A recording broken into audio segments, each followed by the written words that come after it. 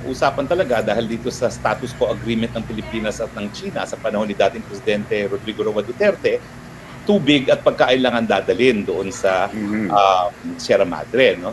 Now, mayroong bang secret agreement na hindi magpapadala ng supplies at magpapadala ay tubig at pagkain lamang? Wala. Anong nangyayari? Balentong-balentong na itong si Harry Roque. Mismong siya, nalilito na siya sa sarili niya. Yung unang video, bago na yan mga 2 weeks ago kakopi, sinasabi niya, nagkaroon ng gentleman's agreement, di ba? Naadulas yan eh. Tapos, doon sa gentleman's agreement na yan, isang barko lang pwedeng payagan na mag-resupply dyan sa Ayungin Shoal. Pero bawal magdala ng construction materials. Nung, ito na, 6 days ago, kahapon naman yan, sabi niya, walang ganyang agreement. Ano nangyari? Biglang walang ganyang agreement. Tapos pansinin nyo ngayon ha, ang nagiging ang nagiging strategy nila ngayon, nagiging narrative, yung gentleman's agreement daw ay status quo. Parang mas generic eh, di ba? Mas hindi ka inis-inis eh pag status quo eh. At meron daw silang clippings niyan kasi pinablicize daw nila yan eh. Si Harry Roque nagtuturo ngayon eh. Si Cayetano daw nagpublicize niyan. Status quo. Pero nung una, yung interview niya dyan sa Politico Scoop, bawal magdala ng mga construction materials. Status ko ba yun? Anyway, nalilito na talaga itong si Harry Roque sa mga pinagsasabi niya. No? Naglilinis kasi siya dito ng pangalan niya. Siguro pinipressure siya ng kanyang mga principal, ng kanyang mga superior. Digong, no? Bakit kasi daldal mo, ang tabil ng dila mo? Ayan tuloy, napapahamak tayo. Siyempre, pag mga ganyang sitwasyon na, kailangan mo nang magturo. So, ito si, nag-vlog ito. Nag-vlog din naman si Harry Roque. Ang ginawa niya, nagturo-turo na siya dyan. Inaway niya si Trillanes, nilawag niya Trililing, si Laila de Lima, at si Carpio. At ngayon, ang narrative naman niya ngayon, ang nagbenta sa Pilipinas, ang nagtaksil sa Pilipinas, hindi si Digong, hindi sila, kundi ang kampo ni Aquino at si Trillanes. So yan, nasa balita na ito ng News 5 ka-coffee. Ayan, bago na naman nilang pakulo, bago nilang narrative yan.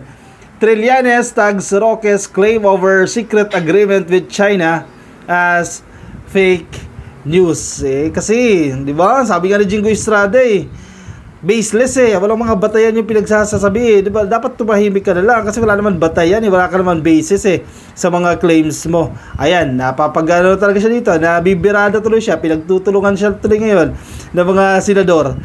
Former presidential spokesperson Harry Roque on Monday accused former Senator Antonio Trillanes IV of secretly negotiating with China. Ito ang problema, di ba? Itong secret deals na yan, sa kanila ibinato yan sa kanila pumutok yan. Syempre, dihado na turo na. Yan, turo na. Sige, pikit na, tapos turo-turo. Yan. Sina Trillanes daw nagbenta sa Pilipinas, nagkaroon daw ng secret negotiations sa China. A move that allegedly compromised the Philippines' territorial rights in Scarborough Shoal. Yun naman pala mga Aquino naman pala As Trillanes naman pala anong papel nila? May ginawa ba kayo? Di ba? Sana kinasuhan nyo si Trillanes that time. Pinakulong nyo kung nagkaroon ng sekretong agreement. Bakit hindi nyo inimbestigahan? Roque alleged that while former President Rodrigo Duterte had a gentleman's agreement, nanindigan na sa gentleman's agreement. Pero iba na yung gentleman's agreement ngayon Nang una kasi yung gentleman's agreement, yung sa resupply sa Ayungin Shoal. Pero ngayon, yung gentleman's agreement, status quo, di ba? Medyo light para hindi sila mababash dyan binabago na nila ngayon, status quo lang. Sige. Sabi niya, kahit bagamat si Duterte, si Digong, nagkaroon ng gentleman's agreement kay Chinese President Xi Jinping to prohibit the transport of construction materials to BRP Sierra Madre dyan sa Ayungin Shoal, Trillanes made a different deal with China. This, according to Roque, led to China's claiming Scarborough Shoal. Total, nagkaroon din naman ng kampo ni Digong, ni Aquino, ng secret deal. Hindi kami din mag-secret deal na. Yun ba yun? Ganyan ba yung principle dito ni Harry Roque? Sabi niya, galit na galit siya sa Facebook panoorin nyo, ka-copy. Panoorin nyo yung video niya. Ikaw! La la la la la la! Nagagagalo siya, dal talaga siya dyan, nanggigigil talaga ito, nagmamaldita talaga, yung typical na nagmamaldita itong si Roqueta, si Rocky Roqueta kasi, sorry, nagmamaldita talaga siya doon sa Facebook, inaway niya talaga si De Lima, inaway niya si Carpio, inaway niya si Harry Roque, si Trillanes. Ikaw ang sumagot sa secret agreement, sabi niya kay Trillanes. ikaw at ang Pangulo mo na namigay ng teritoryo. Yeah, ganyan yung mga linyahan niya dyan eh. Ikaw ang dahilan kung bakit nawala ang Scarborough Shoal. Hulo. Nagbintang. Ikaw ang dahilan kung bakit nawala ang Scarborough Shoal, sabi ni Roque, referring to the late former President Noynoy Aquino III in a video on Facebook. Try niyong panoorin ka, Kopi. Nanggigigil siya eh. Trillanes served as the government's back-channel negotiator and special envoy in 2012 upon the appointment of Aquino to ease tension dyan po sa disputed waters. Eh baka may authority naman mula kay Aquino. Ito, kasi ngayon, ang bash nila kay Roque ngayon, parang madalas ka sa China. Anong ginagawa sa China? Attend ng seminars, attend ng symposium, o nagbibigay ng consultancy sa China. Di ba? Bakit ang dalas sa China? Sa bagay, kailangan kasi ng China ng international lawyer eh. Di ba? Kasi, halimbawa, dalhin nila yung kaso nila sa international body, kailangan nila ng international lawyer daw na magaling. Yung magaling naman si Roque. Eh baka hinire siya, di ba? Baka kinuha siya ng China para mag-abogado para sa kanila. Bakit mo sasabihin na nagkaroon ng secret agreement ang President Duterte? Yan, galit na siya dyan, ha? Bakit mo sasabihin na nagkaroon ng secret agreement ang President Duterte? Walang teritoryong nawala sa Pilipinas sa panahon ni Duterte. Kasi status quo nga naman eh. Anong ginagawa lang ng China sa Ayungin Shoal? Di ba? Pinapalimutan niya tayo dyan, hindi ka makalapit eh. Bakit mo sasabihin na nagkaroon ng secret agreement? Galit na galit siya kay Trillanes eh. But Trillanes denied the accusation and labeled it as fake news. Napanood ko rin yung video ni Trillanes eh. Actually, confident nga si Trillanes dun eh. Sabi niya, dahil sa ginawa ko, sabi niya, ito yung major accomplishment ko, di ba? Dahil sa ginawa niya, dyan pag sa back channel, no? Parang, ang naging papel niya raw kasi bilang back channel, back channel appointee. So, basta gumagawa ng back channel agreement, no? So, parang nagiging messenger daw siya. Ito yung gusto ng administrasyon ni Aquino, ipapaalam niya doon sa mga negotiators. Tapos kung ano naman yung message, ano yung napagkausapan naman doon, yun naman ang ipapaalam niya dito sa Pilipinas. Kung ano man ang mga ini-insinuate ng mga Duterte na binenta ko raw ang Scarborough, si Trillanes nagsasalita dito ha, malinaw na fake news ito. My mission was to de-escalate o pahupain ang tensyon at mabawasan ang Chinese ships in Scarborough Shoal, said Trillanes in a video on X. Hindi covered ang sovereignty dahil maliwanag na atin ang Scarborough Shoal. Siyempre, ang kampo ngayon ni Digong, sila Roque, magtuturo na lang ngayon kasi ano na sila eh, 'di ba sa chess, pag na-chess ka na, namati ka na eh, no choice ka na eh. Kung baga dihado ka na, sige, magdamay-damay na, magturo-turo ka na diyan. The Aquino administration is credited for expelling numerous vessels of China from Scarborough Shoal and for securing a landmark arbitration victory against China in 2016. Exactly. Totoo naman.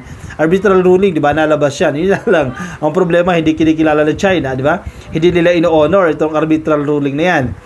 The historic, Bisaya na naman tayo dito. The historic arbitral decision, however, was downplayed by Duterte, calling it a piece of paper that should be thrown into a wastebasket. Di ba? Malinaw. Kahit gaano kaganda yung naging desisyon na yan ng arbitral ruling, kung hindi naman nire-respeto ni Digong yung ruling na yan, paano mo ma-implement yan, di ba? Mismo ang presidente ng Pilipinas that time, hindi ginagalang yung desisyon na yan ng international body, ng international court na yan. Di ba? Na kumakampi sa Pilipinas. Mismo si Digong, hindi niya ginagalang yan. Paano pa ang China? Paano pa igagalang ng China yan? Presidente nyo nga, igalang, di ba? Dapat lang daw po itong ibasura, di ba? A piece of paper na dapat itapon. Ganun lang pagtingin ni Digong dyan eh. So anong aasahan mo sa China, di ba? Presidente nyo na that time eh, di ba? Hindi nyo kinikilala yung decision ng international body eh. Ano pa? Ang China, paano niya titingnan? How do you expect China to see this result, no? This ruling from the international body, di ba? Malino naman talaga kung nakanino yung lining ng kampo ni Digong. But several lawmakers and political figures, including retired Supreme Court Associate Justice Carpio, have repeatedly urged the importance of asserting the landmark arbitral ruling. Wala eh. Ngayon lang ulit bumabalik yan eh. Kay Digong, wala talaga nangyari dyan, 6 years eh. In a media conference on Monday, Carpio criticized the gentleman's agreement between Duterte and Xi as disproportionately favorable to China. Even yung mga senators natin, yun naman talaga sila sabi, naging disadvantageous itong agreement na to ni Digong sa China, o pumabor sa China. Kawawang Pilipinas, o papayag ka ba naman eh? O sige, bawal ka magdala ng construction materials dyan sa BRP Sierra Madre. Ano mangyayari dyan? Gula-gulanit na yan, di ba? Bulok na nga yan. Kung hindi mo i-repair yan, kung hindi ka magdadala, hindi ka magpapasok ng construction materials dyan, guguho at guguho yan. O, in 5 years, in 3 years time, wala na, anurin na lang yung BRP Sierra Madre kasi hindi mo na ma-repair hindi mo na ma-construct yan mabutas lang yan Siguro ginagawa ng mga sundalo dyan, tapal-tapal na lang yan baka packaging tape ang ilalagay nila pag nagkaroon ng butas kasi bawal. These developments have reignited debate over the Philippines' diplomatic stance on the face of persistent territorial disputes with China. For his part, President Bongbong Marcos Jr. said he won't surrender even an inch of territory to foreign nations. Exactly. Buti si PBBM, pinapanindigan niya itong sinabi niya, di ba? Puprotektahan ko ang teritoryo ng Pilipinas in the first place, yan ang sinumpaan niya sa ating konstitusyon bilang isang presidente, di ba? Kailangan niyang protektahan talaga ang teritoryo dahil mandato niya yan, trabaho niya yan. Yung nakaraan, para mapayapa, hindi pwede. Kailangan pro-China tayo, maintain status quo, bawal magkagulo, etc. etc. Yung iba naman dyan, pambansang ate, kumakampi pa kay Digong. Ibig sa kampihan ng kapatid niya, di ba? Anong asahan mo dito? Yung ibang involved, nananahimik. Si Cayetano, DFA Secretary, nananahimik. Hindi rin nagsasalita dito sa issue na to. Ayan, si Harry Roque, pinain nila ang kanilang attack dog nila yan bla bla bla bla bla bla bla. Yan, yung pinain nila. Yan ang lumalaban ngayon sa mga puna sa kanila, sa mga criticisms. Anyway, anong mangyayari sa atin ngayon? Antabay tayo ka-coffee. Ang maganda dito, may ginagawa naman ng gobyerno ngayon. EO57, malaking bagay itong EO57. Palakasin ang ating maritime group, no? Na gagawa ng mga strategies at mga policies sa pag-address ng disputes dyan sa maritime assets natin, and pwedeng tumanggap ng donasyon. Yun ang pinupunan nila ngayon Bakit nakalagay doon sa EO57? Pwede tayong tumanggap ng donasyon mula sa international body at mula sa Pilipinas mismo, domestic and foreign donations, no, para sa fulfillment ng duty ng National Maritime Council. O dito sila nagpapalit ngayon. Kasi kulang naman talaga yung mga kagamitan pandigma natin. Kung wala tayong pambili, pwede tayo tumanggap ng donasyon. Ayan, may EO na pwede tayo tumanggap. Diyan sila nagagalit. G na G sila dyan, mga pro-China. G na G sila dyan. Kasi lalakas ang Pilipinas Ayaw nila yan na lumakas ang Pilipinas makasarili itong mga to Kasi pag lumakas ang Pilipinas, kaya nating manindigan maprotekta natin yung teritoryo. Ang gusto nila, ibigay yung teritoryo natin sa China. Okay, grabe kayo Nasaan ang loyalty nyo? Talaga ka naman Sige, antabay tayo ka-coffee kung anong paglilinis pa ang gagawin nila. Sige, walis sa mga basurang iniwan, sa mga kalat na iniwan, at sa kadaldalan ni Roque. Napapahamak tuloy ang kampo nila. Anyway, sige, masisira yung mga nila dyan. Yung pambato nila sa pagka-presidente, si Sara Duterte sa 2028. Nasisira dahil sa pinaggagawa nila. Ayan, bumaba na nga sa survey. So, sige, antay tayo ka-coffee ng anong development tungkol sa bagay na yan. Ayaw natin ng gera malinaw yan ka-coffee Ayaw natin ng gera, talo tayo dyan. Wala tayong laban dyan. Kahit manalo tayo, talo pa rin tayo kasi sa ekonomiya talo tayo. Maraming Pilipino ang apektado. Ayaw natin yan. Ang gusto natin ay insist kung ano yung karapatan natin dyan sa West Philippine Sea. In the first place, may arbitral ruling dyan, desisyon ng international body yan, nasa amin yan, at ang gusto rin ng Department of National Defense, dalhin ng China sa international body yung kanilang claims at doon magdebate, magkaroon ng legal disputes, di ba? Round 2, winning ang Pilipinas dyan, doon tayo, di ba? Hindi pwedeng may ruling na nga sa amin yan, hindi apilan nyo kung ayaw nyo, di ba? Yun, doon tayo, hindi tayo nakikipaggera. At the same time, kailangan din natin palakasin yung ating puwersa.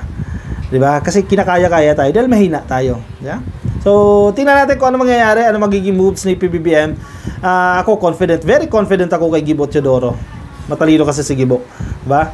Hindi niya i-feed si PBBM ng mga desisyon na magpapahamak sa Pilipinas.